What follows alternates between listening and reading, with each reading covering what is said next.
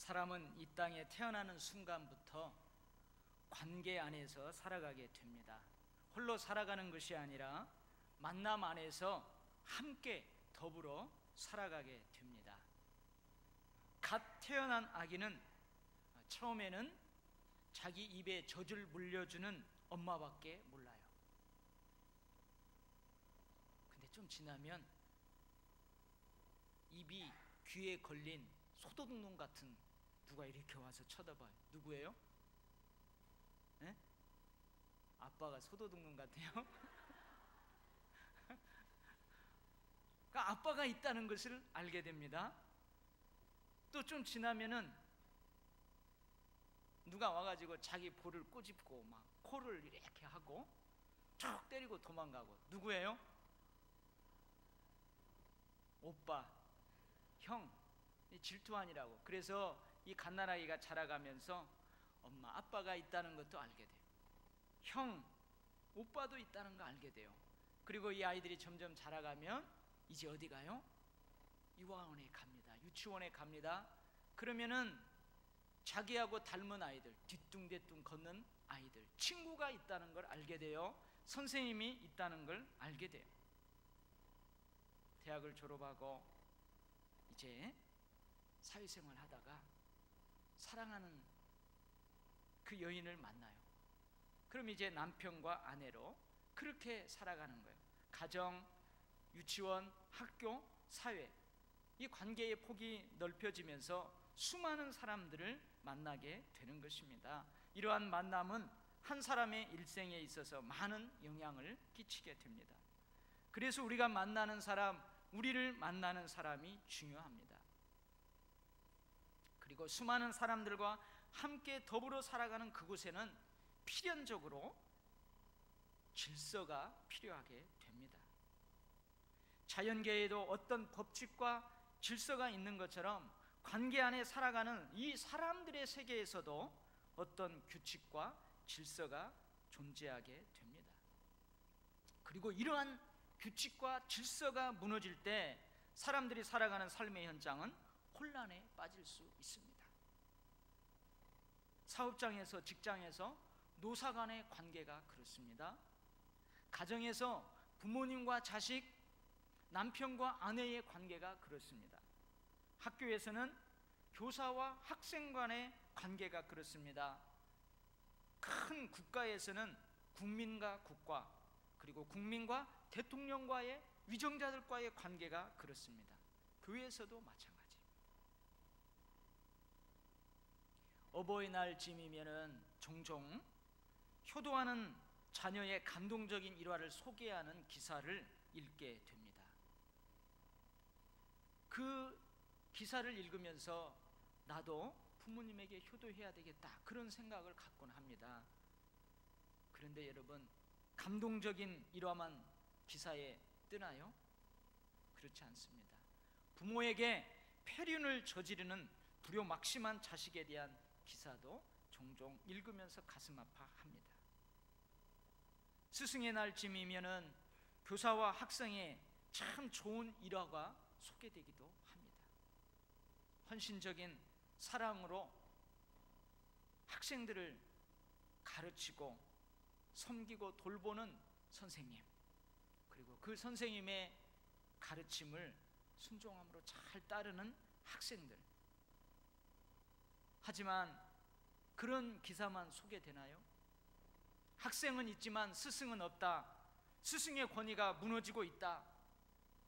학생들이 교사를 뚫패고 교사가 학생들을 무지막지하게 다루고, 그래서 15일 스승의 날에 여러 가지 갈등과 학교에 어수선함이 있다는 기사도 접하게 되는 경우가 있습니다.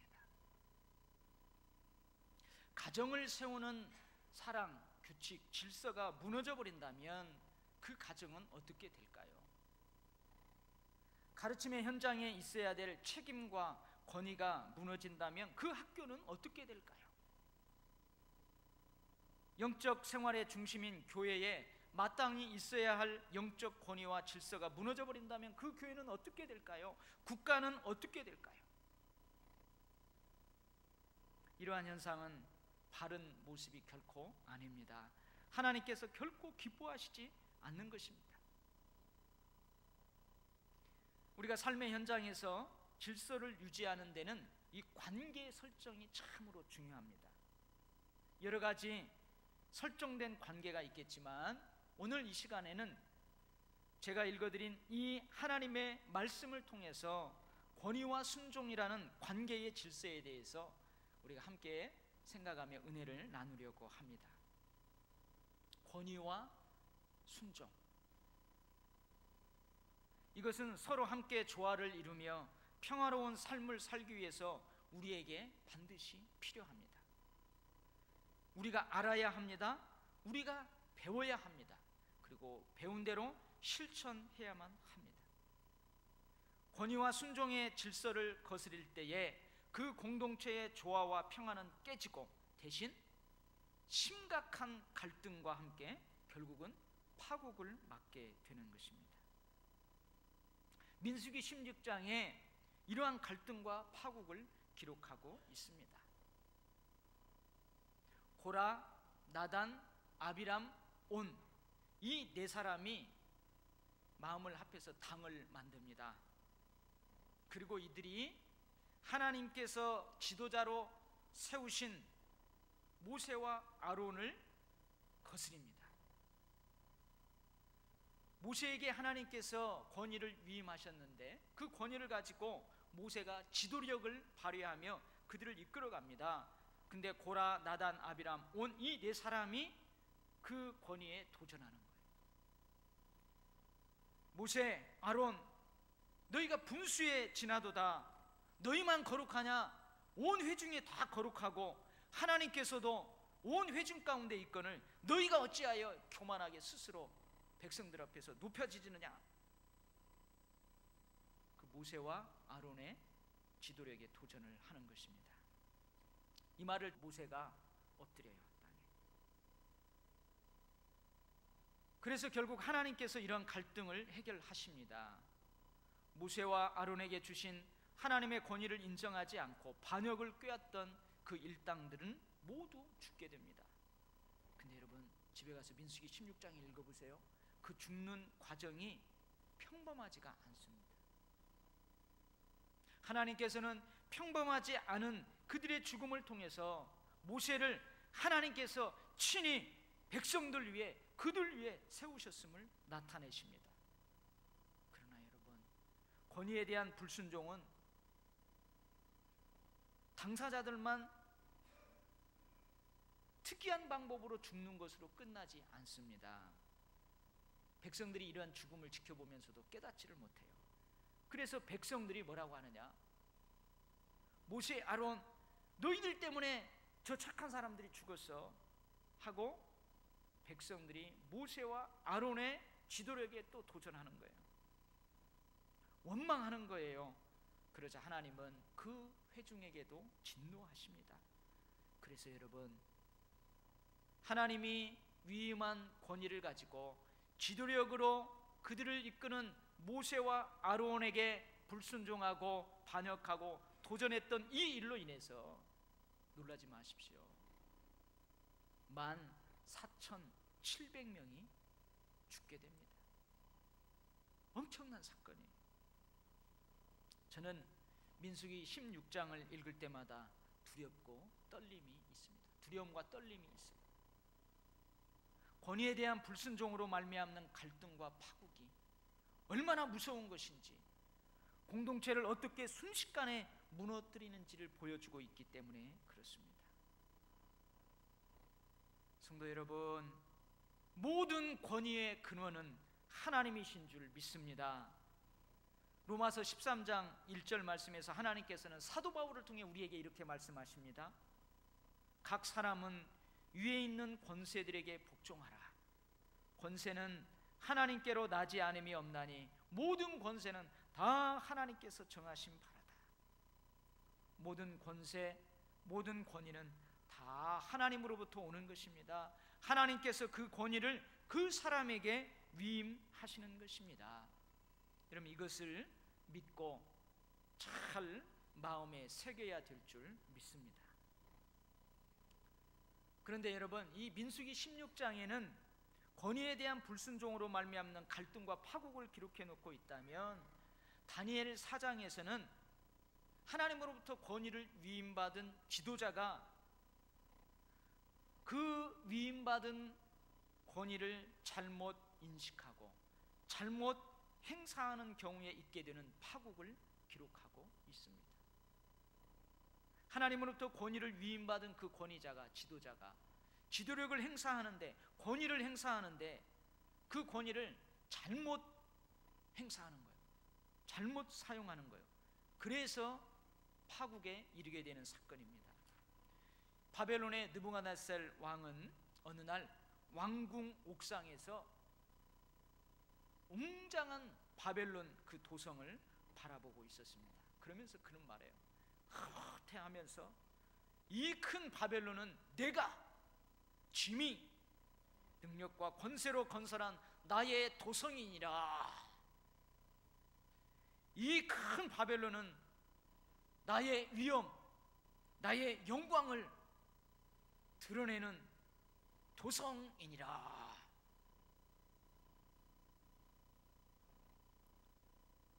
느부갓네살 왕이 이렇게 말할 때에 하늘로부터 하나님의 음성이 들립니다. 느부갓네살 왕아, 네게 말하노니 나라의 위가 너에게서 떠났느니라. 느부갓네살 왕의 잘못이 무엇입니까? 자기에게 권위를 부여하신 자가 누구인지를 모르고 있는 것입니다.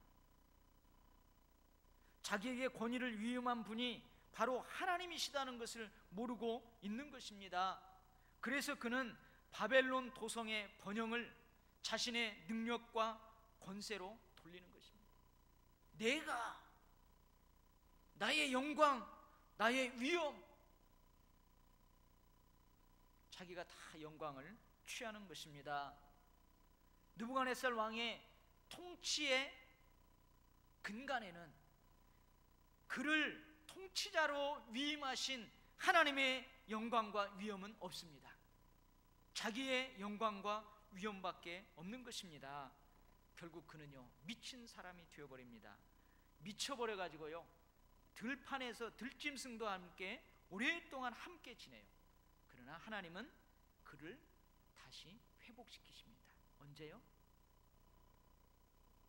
그가 지극히 높으신 하나님이 인간 나라를 다스리고 인간 나라를 하나님의 뜻대로 누구에게든지 주시는 줄을 그가 깨달아 알 때, 그때 하나님께서 그를 온전하게 회복시키십니다. 이스라엘의 초대 왕은 사울입니다. 사울 왕이 이스라엘의 초대 왕으로 하나님께 세움을 받습니다. 근데 사울은요, 사울 왕은 하나님께 버림을 받습니다. 그는 자신이 가지고 있는 권위의 한계를 정확하게 알지 못했습니다. 자신이 가지고 있는 권위는 하나님께서 자신에게 위임하셨다, 고로 자신의 권위는 하나님의 권위 아래 있다는 이 사실을 인정하지 못했습니다. 그래서 사울은 하나님의 권위에 불순종합니다. 그 하나님의 권위 안에서 지도력을 발휘해야 되는데 그 한계를 뛰어넘어 버립니다. 이런 사울 왕은 그 불순종하는, 권위를 잘못 사용하는 그 사울 왕을 경고하는 사무엘 선지자와 깊은 갈등을 겪게 됩니다. 그리고 이제 사울 왕을 이어서 제2대 왕이 될 다윗, 하나님이 그를 선택하여 그에게 기름을 부었어요. 이스라엘의 새 왕이 될 다윗과 갈등을 겪게 됩니다. 그리고 결국 그는 하나님으로부터 버림을 받게 되고 그는 미쳐버려요. 그도 미쳐버립니다. 그런 그를 위해 다윗이 수금을 타요. 그런데 그 와중에도 자기를 위하는 다윗을 창을 던져가고 벽에 꽂아버리려고 여러 번 창을 다윗을 향해 던집니다. 여기 예배드리는 우리들 가운데에는 내가 권위자로서 지도력을 행사하는, 권위를 행사하는 지도자의 위치에 있는 사람도 여기에 있을 것입니다. 그리고 그 지도력 밑에서, 지도자 밑에서 그 권위에 따라야 되고 복종해야 하는, 순종해야 하는 그런 사람도 여기에 있을 것입니다. 우리는 이 두 가지 경우 모두 하나님을 기쁘시게 하는 태도로 권위를 행사하고 그 권위에 복종하는 법을 배워야 합니다. 오늘 하나님께서 우리에게 주신 이 사무엘 26장에서 권위에 대해서 어떻게 하면 하나님을 기쁘시게 할까, 그것을 우리가 배울 수 있습니다. 하나님께 버림받은 사울 왕, 그러나 아직 왕의 자리를 지키고 있는 사울 왕, 그는 새롭게 기름 부음을 받아 자기를 뒤이어서 왕으로 세움받은, 누구에게요? 하나님에게 세움받은 다윗을 추격합니다. 왜냐하면 다윗이 나가서 전쟁을 하면은 큰 승리를 거두고 오는 거예요. 그러니까 그 승리로 인해서 다윗이 민심을 다 빼앗아 간다고 생각하는 거예요. 아니, 실제로 그랬어요. 이스라엘 백성들이 다윗에게 다 마음이 기울어요. 이것이 사울 왕에게 두려운 거예요. 그래서 다윗을 죽이려고 추격합니다. 10년간이나 다윗을 죽이려고 추격해요. 근데 오늘 본문에는 그 사울 왕의 추격을 피해서 다윗이 십황무지에 도착을 하게 돼요. 근데 거기까지 추격을 하다가 사울과 사울의 측근 보좌진들이 피곤해가지고 동굴에서 잠이 들어버렸습니다. 근데 멀리서 다윗과 그의 일행들이 바라보니까 사울을 수행하는 그 수행원들도 경계심 없이 다 깊은 잠에 빠져버렸어요. 사울 왕도 깊은 잠에 빠져버렸어요. 그러니까 다윗의 충신 아비새 장군이 뭐라고 하냐면, 다윗 왕이여, 보십시오, 하나님께서 저 사울 왕을 죽여버리라고 당신에게 기회를 주는 것입니다. 이건 절호의 찬스입니다. 청하노니 나에게 명만 내려주십시오. 내가 가서 창으로 그를 단번에 찔러 땅에 꽂아버리겠습니다. 2번 찌를 필요가 없습니다. 여러분 같으면 어떻게 하겠어요?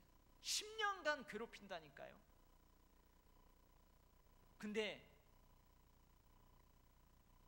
너무나 쉽게 자기의 대적을 처리할 수 있는 기회가 왔어요. 하나님이 주신 기회라고 해석하지 않겠습니까? 그러나 다윗은 그것을 허락하지 않습니다. 죽이지 말라, 죽이지 말라. 누구든지 손을 들어 여호와의 기름 부음 받은 자를 치면 죄가 없겠느냐? 하나님께서 살아계시니 하나님께서 그를 치실 것이다. 그의 머리 곁에 있는 창과 물병만 가지고 가자. 여러분, 지금 이렇게 말하고 있는 다윗은요, 하나님으로부터 사울 왕을 대신해서 이미 이스라엘 왕으로 기름 부음을 받았어요. 자기에게도 하나님의 위임된 권위가 있는 거예요. 권세가 있는 거예요. 사랑하는 우리 도율교회 성도 여러분, 이 다윗의 훌륭한 점이 무엇입니까? 모든 권위는 하나님 여호와로 말미암았다는 것을 인정하는 것입니다. 그리고 그 권위를 존중하는 것입니다.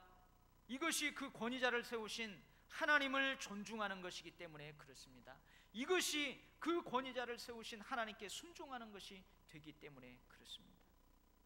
그런데 다윗이 성군으로 불리는 까닭이 한 가지 더 있습니다. 사무엘하 12장에 그것을 기록하고 있는데요, 다윗이 하나님 앞에 성범죄를 저지릅니다. 다윗과 그의 나라를 위해서 목숨 내놓고 전쟁터에 나아가서 전쟁하는 자기의 신하 우리야 장군, 그 우리야 장군의 예쁜 아내 밧세바를 범해요. 이것은 하나님 앞에 악한 죄였습니다. 그래서 하나님께서는 나단 선지자를 보내서 다윗 왕의 악한 죄를 지적합니다.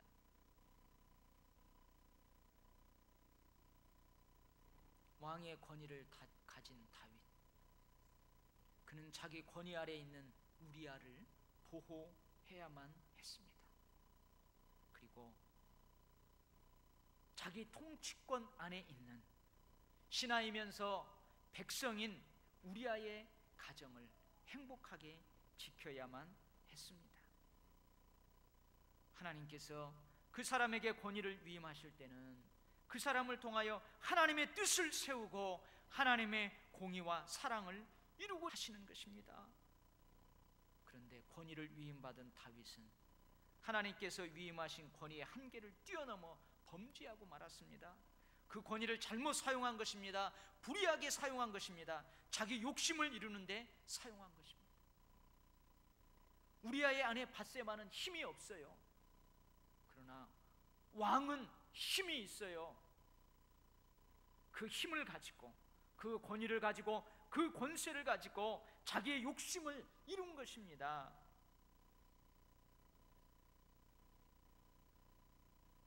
다윗도 사울하고 똑같은 모습이에요. 그런데 다른 모습이 있습니다. 나단 선지자가 그것을 지적합니다. 왕이요, 왕은 잘못했습니다. 왕은 하나님 앞에 악한 죄를 지었습니다. 그렇게 지적할 때 다윗은 하나님께서 위임하신 권위의 한계로 다시 돌아옵니다. 나단 선지자에게 하나님께서 그 말씀을 주셨다는 사실을 인정합니다. 자기에게 왕의 권위를 주신 분은 하나님이라는 사실을 인정하고 자기가 그것을 뛰어넘었다는, 월권했다는 그 사실을 알고 다시 그 한계 안으로 돌아옵니다. 그리고 고백합니다. 하나님, 내가 하나님께 죄를 범했습니다. 내가 하나님께서 위임해 주신 이 권세를, 이 권위를 잘못 사용하였습니다. 내 욕심을 이루는 데 사용했습니다. 불의하게 사용했습니다. 다윗의 위대함이 여기에 있습니다. 그는 왕으로 자신의 죄를 지적하는 선지자를 우리아를 죽이는 것처럼 죽일 수 있는 권세가 있었습니다. 그러나 그는 하나님의 권위에 굴복합니다. 그 권위에 순복합니다. 성도 여러분, 지도자는, 하나님으로부터 권위를 위임받은 권위자는, 그 권위를 가지고 지도력을 행사하는 지도자는 그 권위를 바르게 사용해야만 합니다. 먼저는 자기가 가지고 있는 권위는 하나님으로부터 위임받았다는 분명한 자기 정체성을 가지는 것이 중요합니다. 이러한 정체성이 없으면 당연히 행사해야 하는 권위에 대하여도 부담을 가지게 됩니다. 정당하게 권위를 사용하고 행사함에도 불구하고 혹 남들이 자신을 권위적으로 볼까 두려워하는 마음을 갖게 됩니다. 그렇게 되면 그 사람은 권위만 가지고 있을 뿐 무책임한 사람이 됩니다. 그래서 나를 세워주신 분은 하나님이시다, 이런 바른 정체성을 가지는 것이 중요합니다. 두 번째는요, 내가 권위를 행사하는 자이지만 내 위에 더 큰 권위자가 있다는 사실을 인정하는 것이 필요합니다. 내가 탑 리더라고요? 그러면 탑 리더인 내 위에 더 큰 권위를 가지신 분이 있다는 거예요. 그분이 바로 하나님이세요. 왜 그래요? 모든 권위의 출처는 하나님이시기 때문에 그래요. 이것을 인정하지 못할 때 그 사람은 교만해집니다. 다윗이 교만해지지 않을 수 있었던 것은 자기 위에 더 큰 권위자이신 하나님이 계시다는 것을 인정했기 때문에 그렇습니다. 그리고 자신의 권위를, 그 지도력을 그 한계 안에 두었기 때문입니다. 세 번째, 권위자는 권위를 행사할 때 성경적인 방법으로 행사해야 합니다. 그래서 여러분, 권위를 위임받은 사람은 권위를 위임해 주신 하나님의 말씀에 민감해야 합니다. 성령 충만함이 필요한 것입니다. 이스라엘의 왕들에게 하나님께서 왕정 제도를 시작할 때에 반드시 해야만 되는 한 가지를 얘기했는데요. 그게 뭐냐?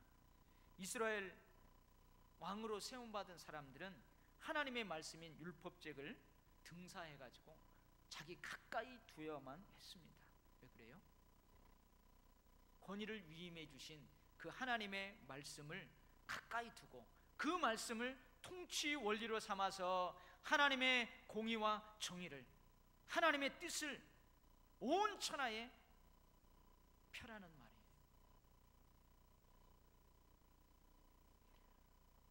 뿐만 아니라 권위를 위임받은 자가 권위를 바르게 행사해야 하는 것처럼 권위 아래에 있는 사람들, 그 지도력 하에 있는 사람들도 그 권위자의 지도력에 바르게 반응해야만 합니다. 첫 번째로 하나님께 순종하듯 그 권위자에게 순종해야만 합니다. 그 권위자를 세우신 분이 하나님이시기 때문에 그렇습니다. 내 위에 있는 권위자는 마치 파이프와 같아가지고 하나님의 사랑과 복이 흘러가는 축복의 통로와 같습니다. 근데 내가 그 권위자의 권위에 도전하고 불순종하고 그러면 그 통로가 막혀버리는 거예요. 내 위에 있는 권위자는 나를 보호하는 지붕과 우상과 같은 것이에요. 근데 내가 그 지도력에 도전하고 그 권위에 불순종하면 그 보호막이 사라져버리는 거예요. 순식간에 사라져버려서 사탄의 공격 대상이 될 수 있습니다. 두 번째로 사랑에서 나오는 순종이 필요합니다.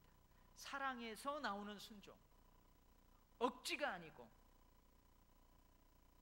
자원함으로, 기쁨으로, 즐거움으로 순복해야 합니다. 여러분, 권위에 순종하지 못하는 최대의 문제가 무엇인 줄 아세요? 걸림돌이 뭔 줄 아세요? 자기 중심적인 태도예요. 너보다 내가 낫다는 거예요. 그 권위에 내가 순종하면 나에게 손해가 있다는 거예요. 내 자존심이 상한다는 거예요. 그래서 여러분, 권위에 순종하지 못하는 거예요. 물론 그 사람이 세 번째로 권위를 잘못 행사할 때는 정중히 거절해야 됩니다. 그 권위자가 지도력을 바르게 사용하지 못할 때, 그때에는 정중하게, 무례하지 않게 그것을 거절해야 합니다. 그리고 곤란한 상황에서도 주님을 위해서 순종해야 합니다. 여러분, 우리는 흔히 복종을 복종한다는 것을 약자의 전유물로 생각해요. 복종이란 약함의 표시라고 생각을 합니다. 그러나 성경적인 복종은, 성서적인 복종은 승리의 비결인 것입니다. 자녀들은 주 안에서 부모에게 순종해야 합니다. 부모들은 자녀를 노엽게 하지 말고 오직 주의 교훈과 훈계로 양육해야 합니다. 이것이 바로 질서예요. 권위와 순종의 태도예요.